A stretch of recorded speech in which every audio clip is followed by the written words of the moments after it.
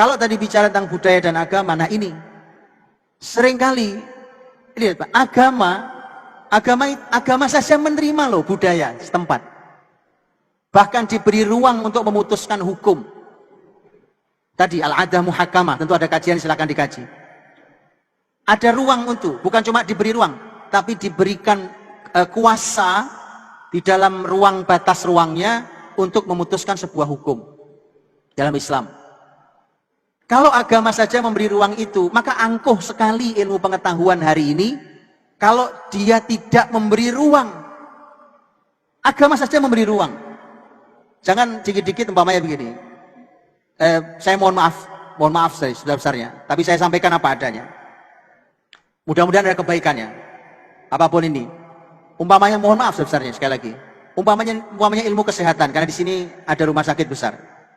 Ilmu kesehatan, kita tahu ilmu kesehatan, para dokter dengan semua kemuliaan ilmunya dan semua jasa besarnya untuk orang-orang yang sakit. Dengan semua ilmu yang besar yang hebat itu, lihat kan kemudian ada begitu banyak jenis pengobatan. Tidak salah, saya pernah juga mengisi kajian di Fakultas Kedokteran Pak, di sebuah kampus. Saya ditanya, gimana Ustadz Budi, saya ini kan dokter. Kami tidak boleh memberi obat kecuali batas ilmu kami. Saya bilang, memang sudah betul, itu yang benar. Dalam Islam pun kita tidak boleh memberi sesuatu di luar ilmu kita. Tetapi saya sampaikan Pak, begini.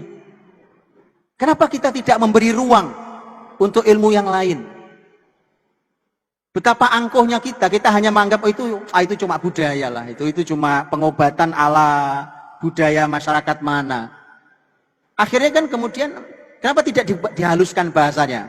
Saya sudah lama, ini sudah sangat lama, sudah sekian belas tahun lalu, saya pernah dialog dengan seorang dokter senior spesialis di RSCM. Saya masuk ke ruangan beliau. Waktu itu saya nanya satu hal, Pak dokter, pernah tidak menjumpai pasien ada benda asing di dalam badannya yang kalau di ilmu mistik contohnya namanya susuk, itu dimasukin betul benda masukkan Pak. Karena saya kenal beberapa orang yang suka masukin susuk ke badan orang, dan susuk itu macam-macam, dari mulai air sampai perhiasan, dan diginikan tuh kelihatan betul, diginikan tuh kelihatan.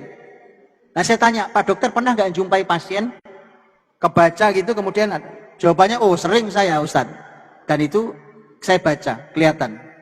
Saya cuma tanya ke Pak dokter waktu itu, Pak dokter, kalau menurut Pak dokter itu apa ya? Beliau bilang, saya sudah jumpai pasien kayak begitu, tapi jujur saya heran.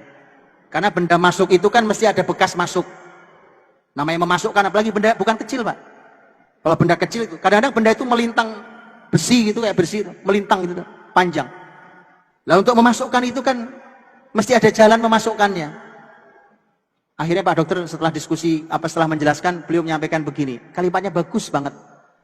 Ustadz, inilah simpul yang belum ketemu di ilmu saya. Cakep Ustadz. Tidak dikit-dikit, tidak ilmiah, nggak benar. Mohon maaf Pak, saya tidak bicara tentang apapun. Lihat, akhirnya sekarang kan semua diteliti, bekam, ditolak. Kalau saya simpel Pak, kalau kerokan Pak, oke, versi orang Indonesia, kerokan, ngobati pakai dikerok. Kalau nggak salah saya pernah baca ada penelitian tentang kerokan akhirnya. Saya bilang kalau kerokan Anda tolak, walaupun saya kerokan itu, kalau kerokan Anda tolak, saya bilang saya nggak masalah. Tapi kalau rekomendasi Nabi Anda tolak, itu masalah dari sisi agama Pak. Tapi karena keangkuhan ilmu pengetahuan, kita sekedar berbahasa seperti Pak dokter yang bagus tadi berbahasa, itu nggak bisa. Itu simpul yang belum ketemu di ilmu saya Ustaz. Kan cakep banget ilmunya. Kita angkuh sekali. Agama saja memberi ruang pada budaya dan adat. Masa cuma ilmu manusia aja kok nggak memberi ruang pada itu. Angkuh sekali kita ini. Akhirnya nanti kita dipermalukan Pak. Nanti kita akan dipermalukan. Kenapa? Karena akhirnya banyak penyakit tidak bisa diobati. Datang orang nggak ilmiah sama sekali. Kadang dukun, musyrik kadang-kadang kan. Ya, cuma tangan ditempel di jidat, seret sembuh. Wah sembuh. Nggak ilmiah. Orang bilang sembuh. Dokter bilang, itu cuma cuma ini itu Pak, itu mungkin ada motivasi dalam dirinya yang sangat kuat untuk sembuh. Itu kan Anda kan dokter juga ahli memotivasi. Kenapa tidak Anda motivasi pasiennya? Sehingga nggak perlu lagi ada sontak-sontik, kasih obat, dibelek, dibelah-belah. Anda kan orang cerdas, kenapa Anda tidak bisa memotivasi mereka? Dukun kok bisa? Itu maksud saya mohon maaf sebesarnya Pak. Mengapa? Karena Islam punya sejarah kebesaran yang luar biasa di ilmu kedokteran. Itu maksudnya. Jadi memberi ruang tadi, bagaimana Sultan Agung mampu membaurkan itu, tidak menghilangkan nilai budaya, tapi tetap memegang kuat nilai keislaman. Dan itu dalam Islam diberi ruangnya. Maka luar biasa. Nah, ini bagian dari pelajaran itu. Tapi dirahmati Allah, saya tentu nggak boleh panjang-panjang ini, sudah jam 11, terlalu panjang.